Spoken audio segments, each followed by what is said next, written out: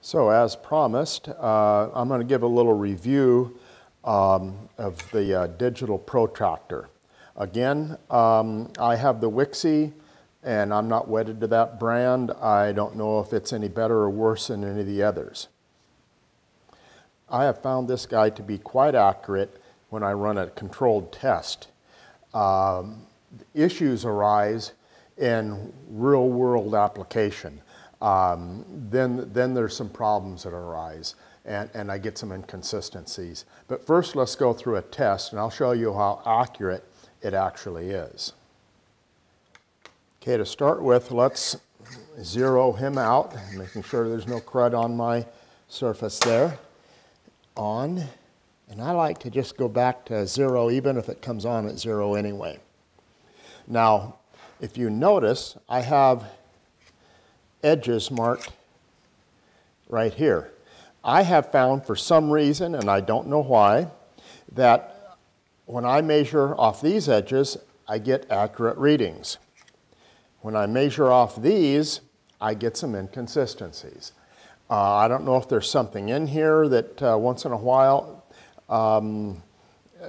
it is an obstruction or what, but it's not. It's a 0.1 degree discrepancy, and it's not always the same. Sometimes it's right on the right reading, sometimes it's a 0.1 degree off. So I use these edges here. Okay, to start with, you can see one side is lower than the other. Obviously, I'm going to use that lower side and hold it down to keep everything steady. If you did that over here, you'd get a lot of inconsistency. And I'm gonna, this is a known 90, and I'm gonna rotate this guy like that. There's 90. Okay, let's do it again. Rotate into it, 90.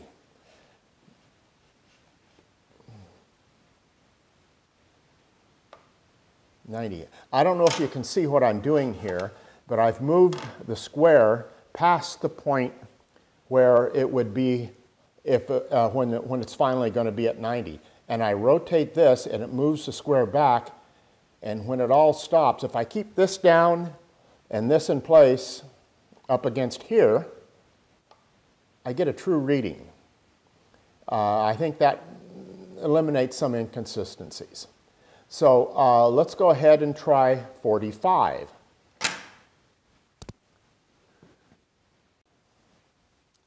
Okay, basically the same thing. The problem becomes trying to hold this down and this down against this consistently to get a good reading. But let's give it a shot. 45, let's go for 45, let's go one more time. 45. Okay, next we'll do some odd angles in the real world, and that's a different story. As you can see, I've clamped this guy down to my table saw surface. I don't want him to be steady where there's no rocking around, eliminate as many of those things that are moving on me as possible. When I'm going to zero out again, a stagnant zero I don't trust. And this, the angle that it's supposed to be is 117.1. When I do it like this, 117.3, 117.1. That's exactly what I want, but I'm getting, there's 117.1.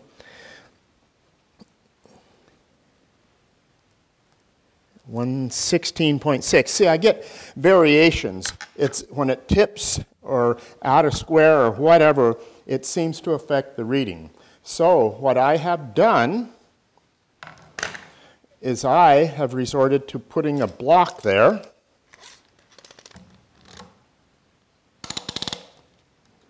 Oops. And squaring him up. and eliminating another variable. This side here is going to go against here. If I were to put this side, I'd have this bump here. This way I have an unobstructed flat surface to register against. And I'm going to do that again.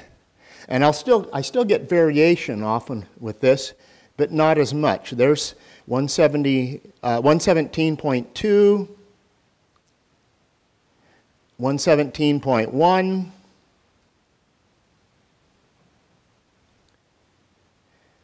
117.2. What I'm doing here, I should point this out, is I'm trying to keep that from rocking at the same time as I'm pushing up against here, and I'm moving this back where pushing this down moves it forward.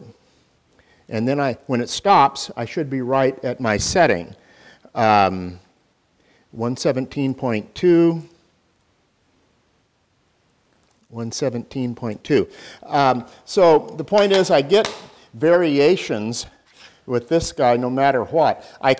With doing this, I can narrow those variations down to 1/10 of a degree. And that's usually acceptable. I usually don't go to this extreme unless it's a real critical angle, and then I do. Otherwise, I don't bother with this. I can usually get an average without this block that is close enough.